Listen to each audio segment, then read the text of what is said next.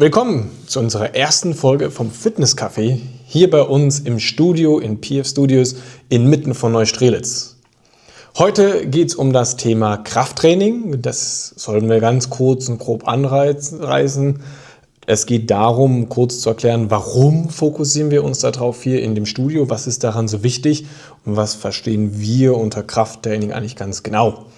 Denn die meisten Leute, die so mal im Fitnessstudio waren, die kennen das ja oder haben es bestimmt irgendwo schon mal gelesen. Krafttraining sei ja so wichtig und jeder macht so Krafttraining da. Jetzt ist es aber so, dass es in den meisten Fitnessstudios und ich ganz oft auch sehe bei Trainern, dass da Krafttraining nicht wirklich Krafttraining ist. Oft ist es so ein Fitnesstraining. Man bewegt so ein bisschen die Hantel von A nach B oder die Maschine von A nach B, sitzt vielleicht in einer elektronisch gesteuerten Maschine von einem Hersteller und sammelt da irgendwelche Münzen ein, aber wird da jetzt wirklich die Kraft richtig trainiert? Das ist immer dann schwer zu sagen. Warum ist uns aber hier Krafttraining so wichtig? Nun, das liegt an ein paar Punkten. Einer der wichtigsten, der für mich immer wichtig ist bei der Geschichte, ist deswegen zu gucken, Leute, wir brauchen Kraft im Alter. Denn nichts ist fataler, als wenn wir Kraft nicht mehr haben und plötzlich bemerken, das Aufstehen vom Stuhl ist brutal anstrengend. Das ist jetzt für die meisten, die noch jung sind oder ich sage mal auch im mittleren Alter, vielleicht noch gar nicht so vorstellbar. Aber hier mal ein Selbsttest. Einfach mal hergehen und gucken, wie oft kann ich denn von einem Stuhl ohne Schwung und ohne Hilfe alleine aufstehen? Wie viele Wiederholungen schaffe ich denn und wann wird das eventuell anstrengend? Das habe ich mal tatsächlich mit so ein paar Leuten getestet. Wir hatten so ein Gespräch, haben einfach mal drüber gesprochen und haben das dann gemacht. Und es war ganz erstaunlich, dass da auch teilweise relativ junge Menschen dann schon nach 12 Wiederholungen gesagt haben, boah, jetzt brennt es aber in den Beinen. Was bedeutet das, wenn es anfängt zu brennen? Wir arbeiten hier im anaeroben Bereich, hier ist bereits eine Kraftleistung vorhanden. Und wenn dann vielleicht jemand nach 16 Wiederholungen gesagt hat, boah, ich komme fast gar nicht richtig hoch, ich muss mich schon abstützen, hat er da schon eine Kraftleistung vollbracht. Und das ist natürlich dann vielleicht suboptimal, wenn ich nach 10, 15 Wiederholungen beim Stuhlaufstehen schon feststelle, das strengt mich ganz schön an.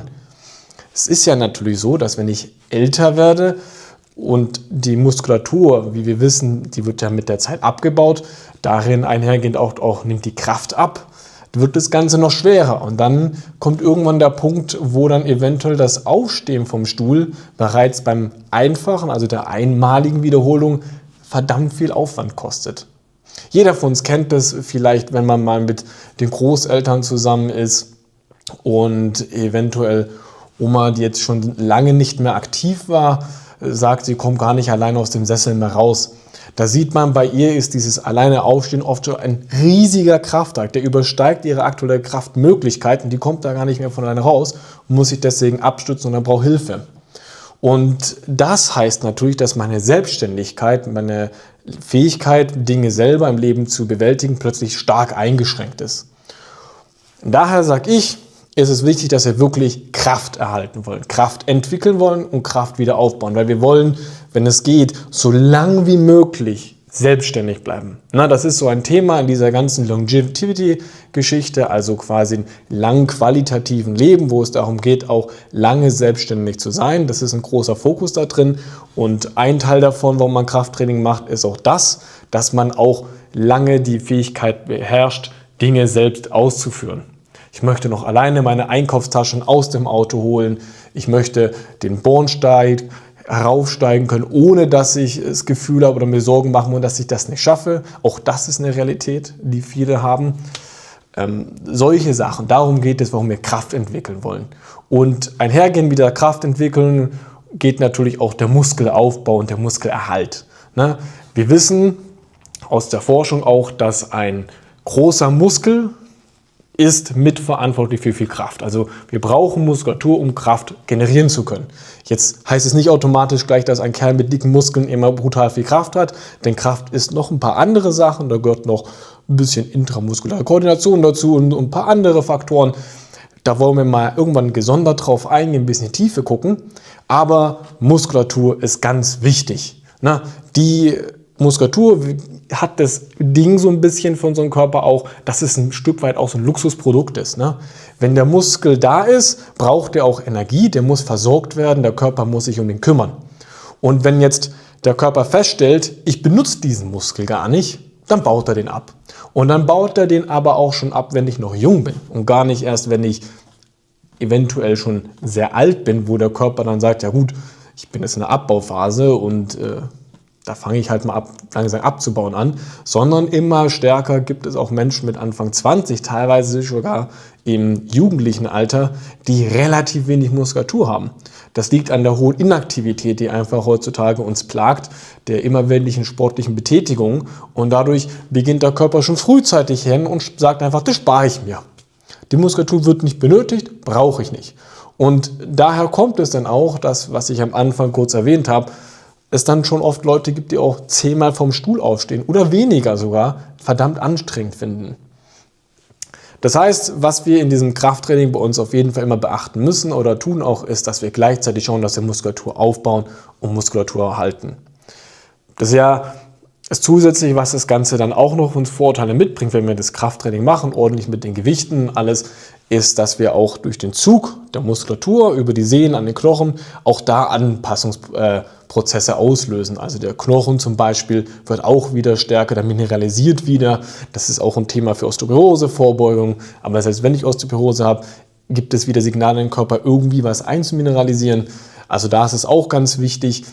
Generell ist Krafttraining in vielen Aspekten gesundheitlich sinnvoll, ne? Muskulatur ist auch ein Speicherpunkt von Glykogen, also von der Form der Kohlenhydrate, wie sie unser Körper quasi speichert. Da ist es interessant, wir wissen, dass durch das Krafttraining sich die Blutzuckerwerte verbessern können. Es gibt ganz interessante Forschung in der Demenz, Demenzforschung auch mit Krafttraining, was zusammen ist. Also in vielen Bereichen, und deswegen ist für mich wichtig, dass wir hier im Studio immer mit unseren Leuten auch dementsprechend richtig arbeiten. Das heißt aber auch richtig arbeiten, dass wir gucken, dass es herausfordernd ist, dass wir, wenn es um Hypertrophie, also dem Muskelwachstum auch geht, nah genug am Muskelversagen trainieren hin und wieder, dass wir auch schwer trainieren, dass wir auch wirklich quasi Kraft entwickeln, lernen, was heißt, schweres Gewicht zu bewegen, unsere Kraftwerte gesteigern, aber auch Objekte mal schnell bewegen, dass wir auch Schnelligkeit entwickeln und Explosivität entwickeln. All diese Aspekte, diese verschiedenen Formen der Kraft, die wollen wir auch entwickeln. Und das ist der Grund, warum wir eine unserer 3 wichtigen Säulen des Krafttraining bei uns im PF Studios ist. So, ich denke, das ist eine schöne erste Folge. Es gibt mal nur ganz kurzen Einblick, warum wir Krafttraining hier so als wichtig erachten. Ich möchte in nächster Zeit, da werde ich noch ein bisschen mehr mal drauf eingehen. Wir werden mal wirklich Sachen auseinandernehmen, verschiedene Kraftformen angucken und auch auf eure Fragen eingehen, vielleicht noch mehr auf die gesundheitlichen Aspekte, Vorteile vom Krafttraining. Warum ist das so relevant? Warum sagt man inzwischen immer mehr? Nicht nur Ausdauertraining, sondern viel wichtiger im Alter ist noch das Krafttraining auch. Da wollen wir in der Zukunft noch mehr drauf reingucken, noch mehr in die Tiefe gehen. Das heute ist erstmal nur so ein grober Anriss und ein Willkommen bei uns im Fitnesscafé.